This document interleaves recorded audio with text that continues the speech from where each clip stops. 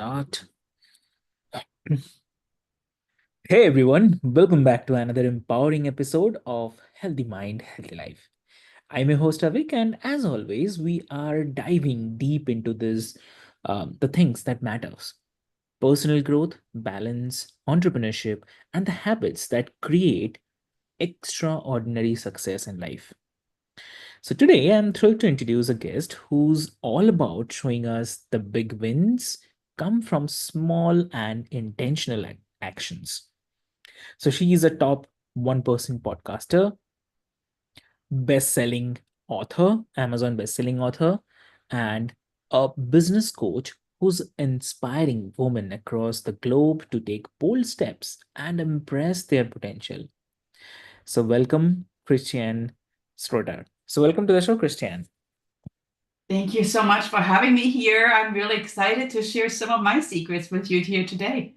Lovely. That's really great. I can't wait. So, Christian, like before we start, I'll quickly love to introduce you to all of our listeners. Um, Dear listeners, Christian is your appetite practice approach is it's such a unique concept, and I know like many of us are eager to explore how simplifying our habits can unlock the powerful transformations. So let's dive in into how this philosophy can help us achieve the balance and the success in both the life and the business. So, welcome again to the show.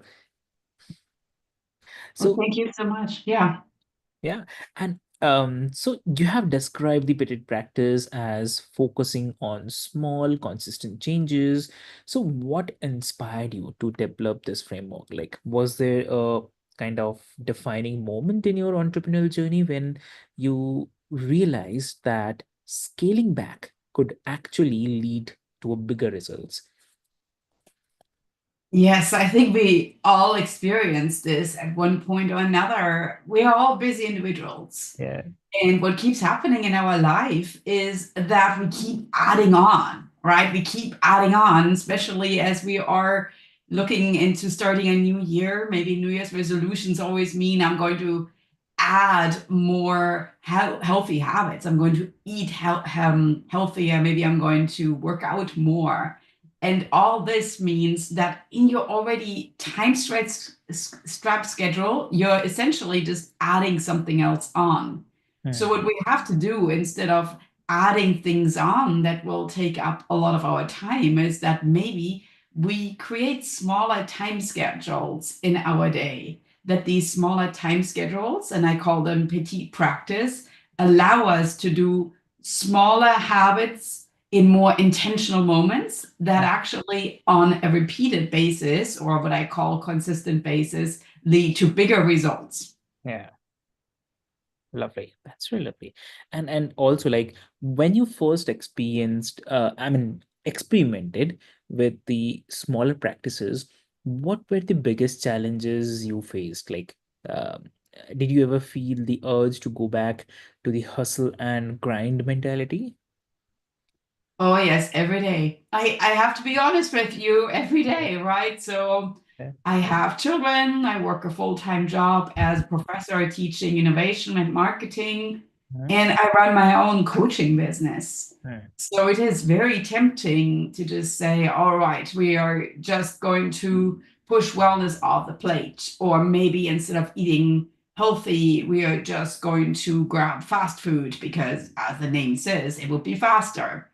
Yeah. However, I cannot de-emphasize how important that is, especially if you have children or if you are a role model, whether that's your clients or your students that you see in the classroom, that you kind of like reflect back, what's my why? Why am I doing this? I'm doing this to lead a healthier and happier life. I don't need to make this complicated. Really simple steps is really what will lead to the biggest results. And that's essentially when sometimes in those moments when I'm completely overwhelmed and stressed, I just say, all right, am I overthinking this right now? Yes, I think I am. And then I just come back to like, all right, let's just make this really basic right now. And I think that sometimes especially with eating healthy or working out, we tend to overthink it. And that is really when we put a lot of stress on ourselves and when habits really fall to the side. Understood. And also, like personal development often comes with its share of self-doubt and fear as well. So, how do you help your clients navigate that emotional resistance, especially when they feel stuck or maybe overwhelmed by their goals? Mm. Yeah, overwhelm is a true, I'd say, concern. And I think what really doesn't help is then when you look at social media, Mhm. especially with AI generated images, Mhm. that it sometimes seems everybody's doing well. Everybody seems to be Yeah. eating healthy and working out and looking good. And it's just Mhm. me who is stuck in this never ending loop of not feeling great, not eating great, not having time, not having money. And I think that we sometimes don't see enough behind the scenes, that behind every creator, influencer, celebrity, there is also this person that struggles with the exact same issues. Mhm. Procrastination is not something that just affects people that are already time strapped. 95% of people procrastinate. Mhm. 85% of people push the snooze button in the morning when they try to get out of bed. So it's not really an isolated issue. It affects all of us. And I think that sometimes when we are really overwhelmed or when we feel that moment of inferiority or maybe a little bit of the imposter syndrome, Mhm. that we tend to forget about that. Yeah, quite true. Definitely. And like so what's an example of a small or kind of manageable action that you'd recommend when someone is completely paralyzed by the fear or um, uncertainty? Yeah. Yeah, so right now I'm in my office, and just outside of my office, when I'm going to open this door and I'm going to leave this recording here today, Mhm. is my shoe shelf. And on the shoe shelf, I have my sneakers. So, do I need to make this complicated to add a little workout after this recording session here today? No. I'm going to go and leave this room. I'm going to put on my sneakers and I'm going to go for a quick walk before I come back into the office and continue working. So by having the shoes right there, that will be the first thing that I'm going to see when I leave this room. And that will be the first thing that will come to my mind. Oh, that's true. I need to do something for myself right now. I need to go for a quick walk. I need to go outside. I need to switch my eyes off from the screen. I need to switch my brain off from work. Mhm. And maybe I'm actually just going to do something for myself. That what we sometimes underestimate is that these 10 minutes of this quick walk, Yeah. if you do this, say, even twice per day, it is absolutely tremendous for your health. Because for me, the best ideas come on those walks. When I wrote my book, that did not happen when I was looking at the screen and just looking at the white screen and thinking, well, how could I do this book? Right? The best ideas come when I'm actually not at the screen. So sometimes when you're stuck, think about stepping away, as hard as it might sound, and then the ideas will actually come to flow. So that's really truly the petite practice. It is a small moment of taking something to yourself that will help you in the long run lead to those big wins. Wow. I mean, I have to say that I love that baby steps to build the confidence. And sometimes it's not about making those huge leaps, s- but just moving forward. I mean, even if it's 1 inch at a time. So, yeah, thanks for sharing this. And also, like you work closely with female entrepreneurs. So, what's a common mindset block that you see them uh, face when trying to simplify their approach to the success? It's sometimes really just getting started. Mm. And I think for me, it always comes down to what is your why? You Mm. have to think about why are you going to start this habit? Mm. Because if your mindset is not in the right place, I Yeah. could tell you all day long to start walking or to start eating healthy or to start drinking more water. But you need to figure out for yourself of why this matters to you.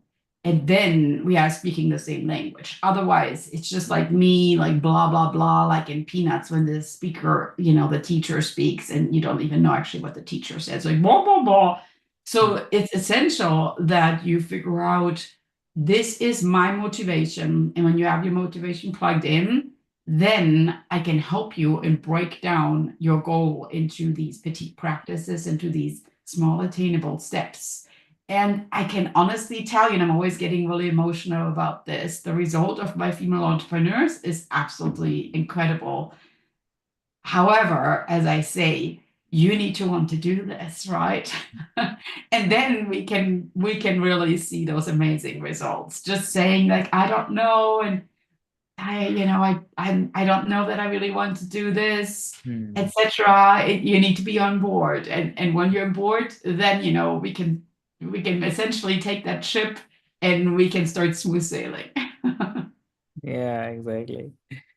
And I mean, uh, like, what role does mindfulness play in this? I mean, do you encourage your clients to reflect regularly as they implement their appetite practices?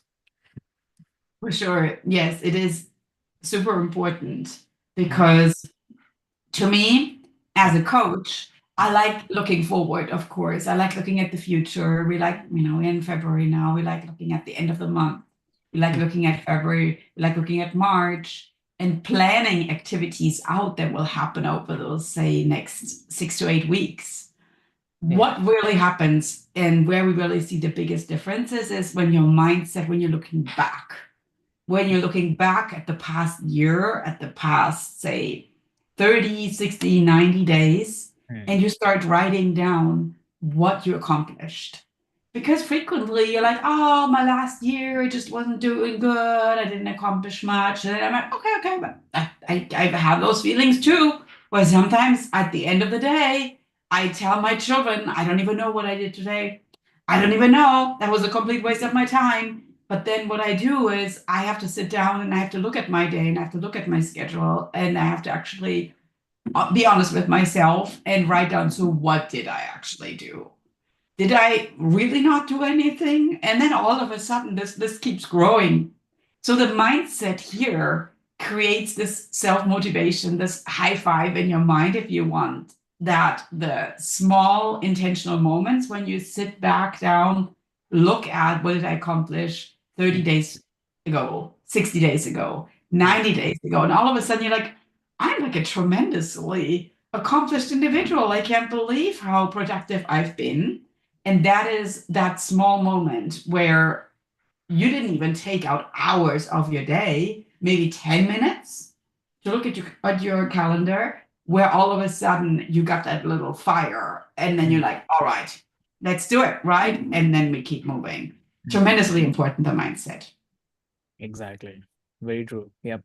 And like, definitely, reflection is powerful, and I feel that when we slow down to really access where we are making the progress, we can see the magic in those small actions. So definitely, it's a mindset shift, but one that leads to the big rewards. So definitely. So also, like, often people set ambitious goals and burn out. So when they can't maintain them, definitely. So how do you ensure that the habits you teach to your clients are kind of Mm, sustainable over the long time? mm. Yeah, so burnout definitely happens, and it sometimes is because you're setting yourself unrealistic goals. Right? You're maybe procrastinating until the last minute, and then you kind of like nearly do it. Like, oh, hold on, we're trying to do what here, right? Mm. At that moment, again, it helps coming back to your why. What I always say, and that's why it's called petite practice. Every day, try to accomplish three things. That's it, three things.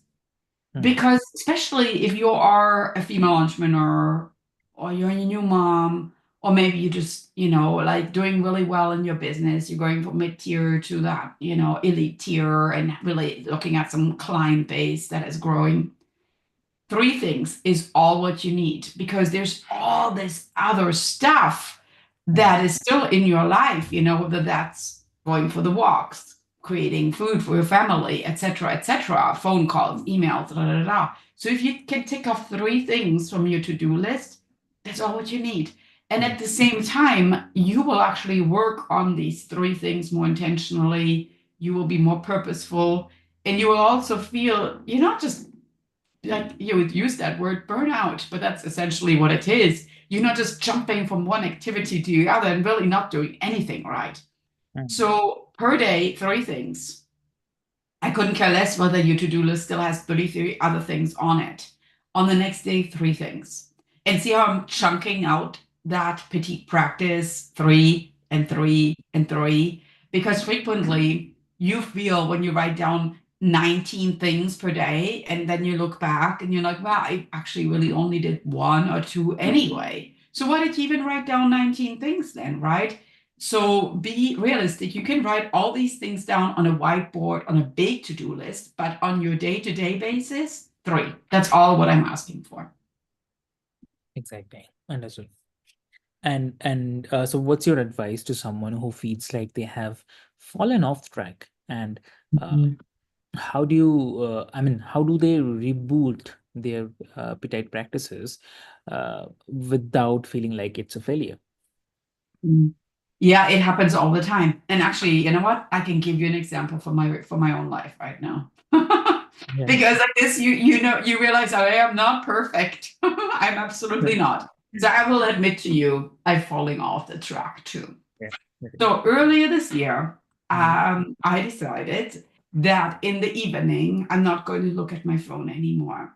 Okay. I have this habit, and you can tell by the word petit practice that it's French, that I love France, everything related to the language. So every evening, I have this habit of practicing my French language because I am fluent and I don't want to fall off the track and not be fluent anymore. So that's a positive. But every evening, just before I fall asleep, I practice French on my phone, on my Duolingo app.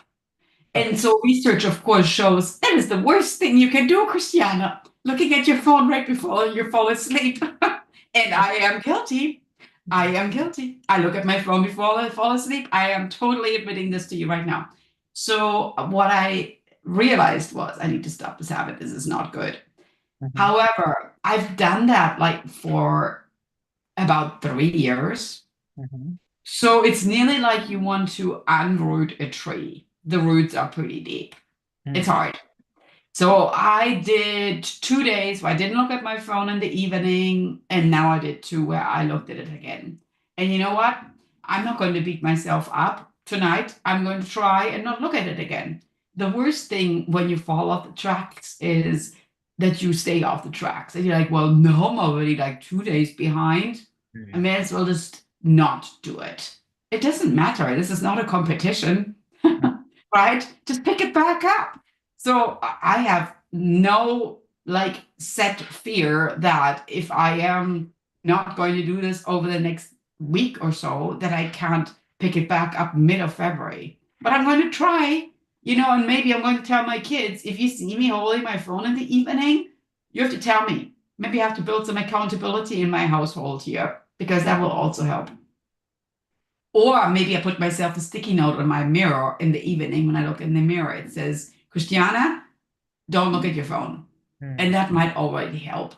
But right now, I am 2 days off and 2 days on, and I have to try Mhm. in not looking at my French app in the evening. I have to just do it earlier before I get ready for bed. It's all right. We are all work in progress, and you know, progress is still progress. We're not aiming for perfection here, you know. Yeah. Got it. Yeah. And so in your experience, how does aligning small habits with our personal values increase the I mean likelihood of success? Aligning personal habits without, excuse Mhm. me, can you repeat that, please? Yeah, I'm saying like kind of aligning with these small habits, Hmm. our personal values that increase the Oh, success. yeah, I think that it, if you, again, to me, French is important. Mm-hmm. So I'm lining that up with my personal value that I love the language, I love the country, I want to continue learning a foreign language. It will be successful. Mm-hmm. And I also want to model to my children, I want to be that role model that doesn't lay in bed with her phone in her hands. So that's another personal value, right? I want to be the mom that doesn't lay in bed and scrolls through Duolingo app. Correct. So tremendously important. And again, it's a small thing that I do this. And I think there are people that even have TVs in their bedroom. I don't have that. I don't have a TV in the bedroom. I actually really have no electronics in my bedroom. So once I'm done with my phone, I actually literally get up and I move it to my office, which is where all my electronics are parked. However, your personal values, you have to be clear Mm-hmm. again in why are you doing this? It's always coming back to that because at the end of the day, you are the one that gives you the most motivation, and coaches are going to be there to support you and high five you, but you need to figure out why this matters to you so much. Yeah. Correct. And like, do you have a story of a client or someone who you have worked with who had a kind of major breakthrough when they connected their actions to their deeper purpose? Oh, for sure. Yeah. So working with clients is always exceptionally empowering. And especially if they share their stories back with me. So we were working together on getting a podcast launched, and you were so kind and introduced my podcast at the beginning, which is top 1% ranked. And Mm. that's tremendously, I would say, encouraging to somebody to work with me, but at the same time, maybe also intimidating because people think, oh my gosh, how am I going to get this done? And then I will say, is that really your why Mm. that your podcast needs to be ranked top? Mm. And then sometimes people are like, no, actually, my why is that I want to share my story and I want to help others who struggle with that same issue. And I want to give them an outlet. All right. So let's just keep consistently publishing your podcast, right? And then I tell them, and don't look at rankings or anything like that. And it is an immense moment when I actually then see that my clients do see reviews coming in that I'm positive from all over the world. And maybe they do make the rankings.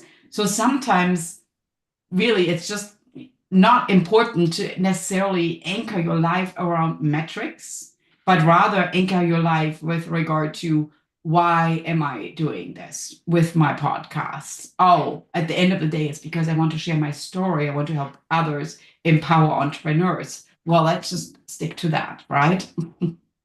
Exactly. So, uh, like we often hear about the importance of balance, like, but balance can feel elusive, especially for the entrepreneurs. So, how do you define balance, and how does the practice approach help us achieve it? Yeah, I actually like to use the word harmony in Mhm. my life.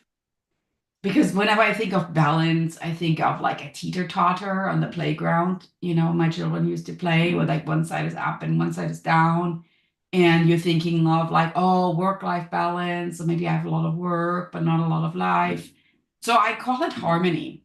And I think of it more like a circle where there's all these various different things in your life. And you know, some come, some go, some stay. But you need to figure out when you look at this, are they all like playing nicely together? Is there a harmony? Is it actually something that creates joy, right? Yeah. And tremendously important if you are working from home and you are your own boss, right? You are your own CEO, you're setting your own balance, as you use that word. So you need to create boundaries, starting with your calendar and creating harmony in blocking off time for yourself. And I know that's so tempting to just go back with meetings that are all related to work. but my calendar is all color coded. So I have my work is green, right, for money. And then I have other little colors that I'm using, that I'm scheduling very intentionally in between, that are for myself. And those are the PT practice moments when I may be going for a walk, when I may be drinking some tea, when I may be stretching. And that is important because I think that that creates more harmony. Plus, it looks gorgeous. When you look at my calendar, it's like this rainbow of colors right there. Instead of looking at it all green, all work, I actually have a harmony, like a little rainbow going on there. Very true. Yep. And okay. And one more thing is like, uh, I mean, looking ahead, how do you envision the future of period practice, uh, which is evolving? So, what's next for you and your mission to empower women globally? Yes, I'm actually working on my second book. Mhm. My first book is doing tremendously well. If you have not grabbed that yet on Amazon, How to Master Your Goals. And what I realized as I'm coaching now with my book, there's even more need to really tap into what I call your superpower, your unique skill set, or what we call in entrepreneurship, your unique value proposition. And so I'm writing my second book, which is called Discover Your Superpower and Deliver. So you want to tap into your superpower and then deliver your best self through your products, through your services, and ultimately lead to a profit making business or to an ultimate fulfilling life, right? So what's next is that I'm using that same concept in my coaching, in my book, but also really most importantly, of course, as I'm raising my daughters and I'm seeing clients every day, I hopefully tap into my little part of the world and I'm impacting people right around me and hopefully leading a better life and sharing that. Mhm. Understood. That's awesome, really awesome. And if you had to give one key takeaway from our conversation today that listeners could start applying immediately, then what would it be? Yeah, start with your why.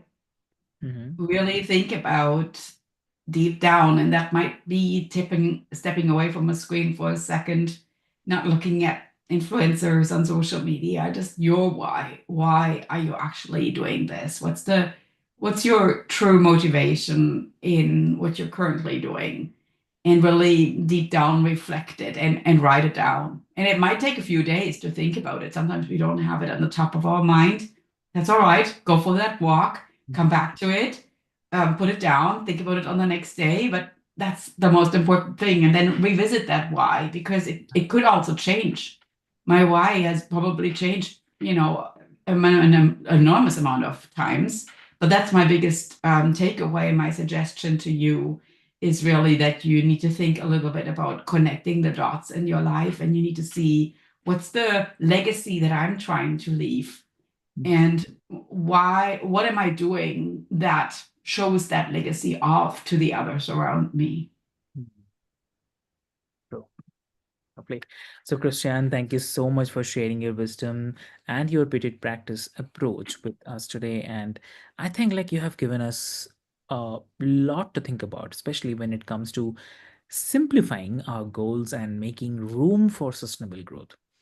And to our listeners, remember that you don't have to do everything at once. Start small and be intentional, and trust that those tiny steps will lead you to the big results.